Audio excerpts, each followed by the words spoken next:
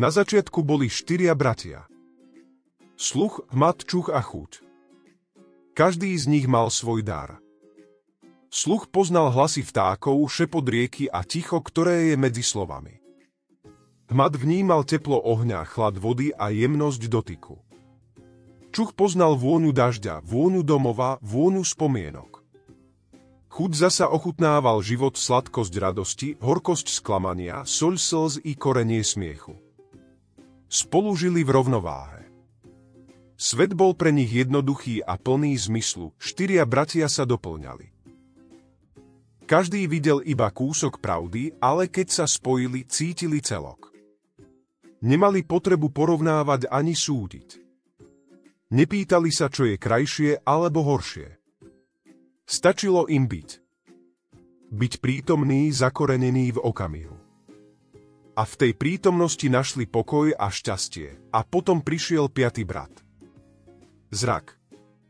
Zrak mal dar, ktorý ostatní nepoznali.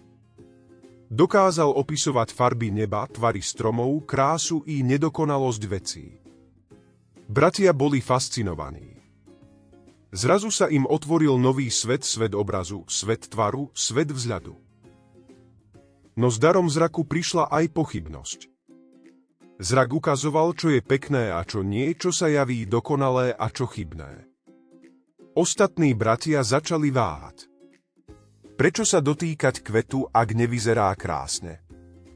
Prečo ochutnať ovocie, ak je na ňom škvrna? Radosť sa stratila. Ich vnútorný pokoj sa roztrieštil na kúsky obrazov a porovnaní harmónia 4 sa rozpadla.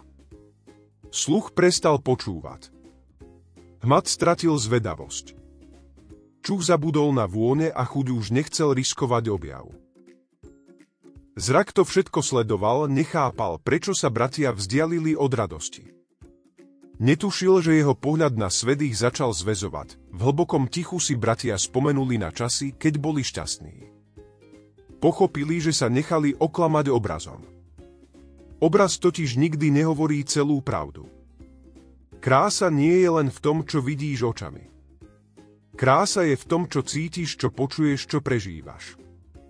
Pravda je vždy väčšia než samotný vzhľad. 4 bratia sa rozhodli, že zrak neodmietnú. Namiesto toho mu ukázali cestu.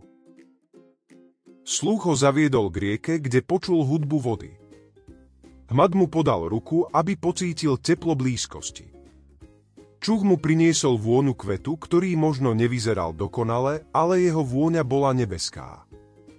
Chuť mu dal ochutnať plod, ktorý nebol krásny na pohľad, ale jeho sladkosť naplnila srdce. A vtedy zrak pochopil. Uvedomil si, že vidieť nestačí. Že pravdu nemožno uchopiť iba očami, odvtedy žili 5 bratia spolu. Zrak sa naučil slúžiť, nie vládnuť.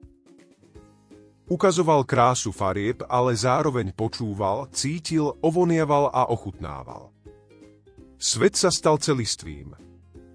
A posolstvo, ktoré zanechali, hovorí aj nám, nenechaj sa zviesť len obrazom. Lebo to, čo vidíme, je iba povrch. Pravda sa rodí až vtedy, keď všetky zmysly spolupracujú a keď sa srdce stane ich sprievodcom.